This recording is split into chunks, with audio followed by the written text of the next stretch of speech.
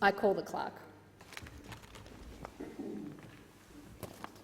Business of the Senate number 2, reference standing in the name of Senator Roberts, reference to Rural and Regional Affairs and Transport References Committee related to the Iron Boomerang project. Senator Roberts. I move the motion. Thank you, Senator Roberts. I seek to speak to it. Senator Roberts. Thank you. Madam Acting Deputy President, as a servant to the people of Queensland and Australia, Project Iron Boomerang is an exciting and visionary project that can make our country's north and make our whole country. Project Iron Boomerang's main elements are a 3,300-kilometre transcontinental railroad with heavy-duty axle capacity connecting existing rail networks in the iron ore region of the Pilbara to the existing rail networks in central Queensland. On the way, linking with the existing Darwin to Adelaide rail line to improve freight movement nationally. The essence of this project is that iron ore will be transported from west to east, and those carriages then backloaded with coal to transport coal to Western Australia, hence the Boomerang name. Steel blast furnaces in steel parks at both ends, in the east in the Bowen Basin of Queensland, in the west in the Pilbara of Western Australia, will in turn turn the iron ore and coal into steel slabs for export from Port Hedland in Western Australia and from Abbott Point and the Port of Gladstone in Queensland. Fibre optic, water, power and potentially gas lines can be laid along the rail alignment for additional commercial benefit. Project Iron Boomerang will strengthen Australia's balance of payments, lift our gross domestic product and with that lift our whole economy, restoring our national security, restoring opportunity. We have allowed too many industries to be closed and sent overseas. Too many jobs have been exported. It's time to turn that around. Project Iron Boomerang is not unique. The 1,440 kilometres Tarcoola to Darwin Railway was completed only recently in 5 years at a cost of $1.2 billion across similar terrain, so we know we can do it. The total Adelaide to Darwin line is 2,975 kilometres. We can do this. Iron Boomerang is feasible and well within our grasp. At the very least, the project will create a freight and passenger line that will open up the top end and improve services to remote regions. The alignment will be used to lay a fibre optic cable and a power line. These services would ordinarily accompany a railway, having this line's economic and security implications. Remote communities, often disadvantaged Aboriginal communities, will benefit enormously from access to high-speed, reliable internet, reliable power, transport and permanent jobs. Imagine the transformation of inland Northern Australia. There's a strong case for adding a water pipeline along the alignment to add potable water to the services that Project Iron Boomerang will offer remote communities. Lake Argyle in Western Australia is part of the Ord River irrigation scheme. At 5,600 gigalitres, it is mainland Australia's largest dam. The Ord River irrigation network extends close to the start of Project Iron Boomerang. A connection could be made to bring potable water, which is town, stock and station water, to remote communities. For too many years, successive governments have offered remote communities nothing except platitudes and paternalism whilst housing and services get worse and worse. Project Iron Boomerang offers a chance to change that future, to bring prosperity to Aboriginal communities, Australian communities, Northern Australian communities.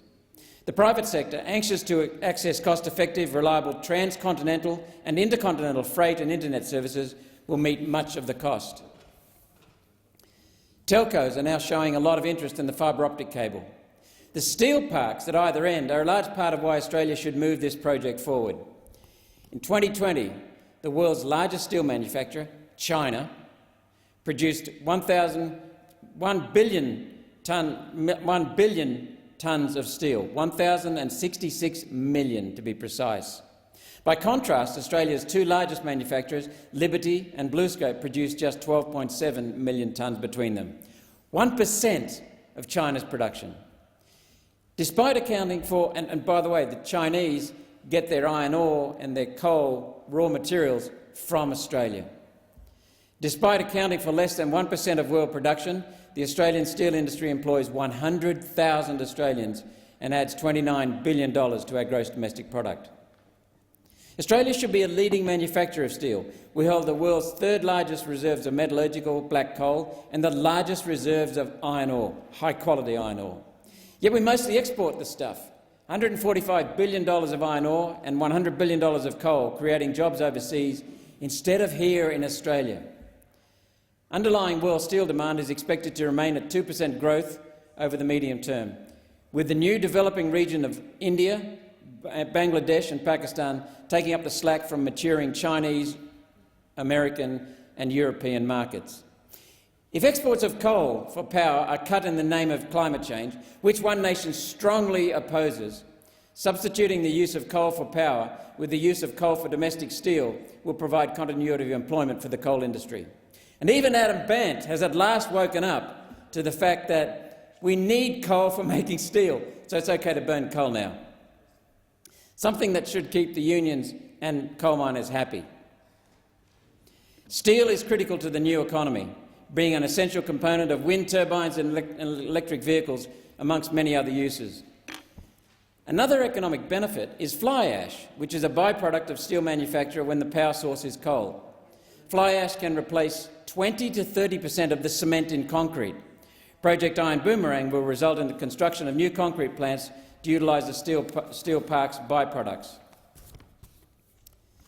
This will provide more employment and, of course, produce more concrete to secure the foundations of all those wind turbines that the Greens want to build, and the dam walls that One Nation wants to build. There are significant economic and environmental efficiencies from replacing the export of coal and iron ore with the export of steel slabs. Much higher value. Australia currently exports 950 million tonnes of iron ore, including 350 million tonnes of dirt, and 177 million tonnes of metallurgical coal for steel and 213 million tonnes of thermal coal for power generation, freeing the world's poor who haven't got electricity in some cases. This is shipped, trucked and railed around the world. Then those transports return home empty. Project Iron Boomerang will eliminate that overhead from the price of steel and eliminate all the wasted energy in that supply chain. And that gives Australia an enormous competitive advantage in the steel sector. Australian steel slabs will be sent overseas as backloaded cargo for container ships currently leaving Australia empty. More advantage to all importers and exporters from our country. It's likely, and this is one of many claims for the committee to test, that these new steel parks will be able to produce quality Australian steel 15% cheaper than Chinese steel. 15% cheaper than the Chinese, and far higher quality. It's safe to say the project, with the support industries that will grow around the steel parks, will produce an economic benefit in the hundreds of billions of dollars. Hundreds of billions. The world steel market is worth $1.3 trillion. There's no reason Australia can't dominate that market, and with this project it will. Around 40,000 new breadwinner jobs will be created directly and indirectly, double that, or possibly much more. Project Iron Boomerang was granted Project of State Significance in Queensland in 2006. Yet this appears to have lapsed, partly through the need to coordinate 3 states on the project. And this is where the federal government is much better suited to advance the project. One Nation are proposing a committee referral with a view to recommending for or against the listing of Project Iron Boomerang as an Infrastructure Australia high priority project. The next step will then be a full business case, and that has a price tag of $240 million. Government must fund this before private equity will have the confidence to put billions of their own money into it. And we have nobody but ourselves to blame for the difficulty this project has had getting capital to complete a detailed business case. It's no surprise private industry are in effect saying to the government, "We don't trust you." Once the federal government provides surety, it's likely that private equity will fund the major project elements. The railroad itself is costed at $20 billion, the steel parks around $40 billion, and supporting infrastructure another $10 billion. Increased government revenue of $25 billion annually, $25 billion annually, is likely for each $100 billion of additional domestic economic activity. One Nation does have a concern that the funding model will result in a high degree of foreign ownership, and this is something the committee can discuss. While we recognise that steel customers may want to secure steel supply through joint ventures, One Nation wants Australian control through ownership. The work done so far in a business case proves the need to get serious about Project Iron Boomerang. I ask you for your support for this motion. Thank you, Madam Acting Deputy President. Thank you, Senator Roberts. Senator Sterle. Deputy President, thank you. I just want to put a couple of minutes to support and thank Senator Roberts for bringing this to my attention. And I hadn't heard of Project Iron Boomerang, but I sat down and got a briefing from Senator Roberts. And I remember it comes back to when I was a kid growing up, and I remember in the great state of New South Wales, we used to do all this sort of stuff. We actually used to make our own steel. We used to have proud steel cities where there were communities, there was bonds, there was families, before this fly-in, fly-out nonsense took over, before the farm was sold, if I can use that terminology as a farm.